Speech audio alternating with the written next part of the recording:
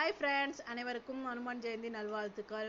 யார் யார் வீட்டில் அனுமானுக்கு பூஜை பண்ணீங்க, அப்புறம் கோயிலுக்கெலாம் போனீங்களான்னு கமெண்ட் பாக்ஸில் கமெண்ட் பண்ணி சொல்லுங்கள்.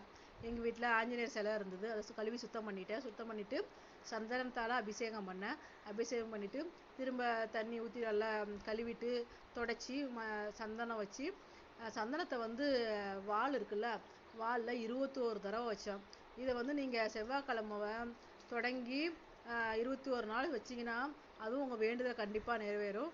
நான் இன்றைக்கி அனுமான் ஜெயந்தி இதனால் இன்றைக்கே 21 தடவை வாலில் சந்தனத்தால் வச்சேன். போட்டு வச்சுட்டு அப்புறம் ஒரு வெத்தலையில் 2 கிராம்பு, 2 ஏலக்காய், ஒரு கொட்டைப்பாக்கு, அப்புறம் இனிப்பு சர்க்கரையை வச்சுக்கிட்டு இது மாதிரி உங்கள் வேண்டுதல் ஏதாச்சும் ஒரு வேண்டுதலை வைங்க.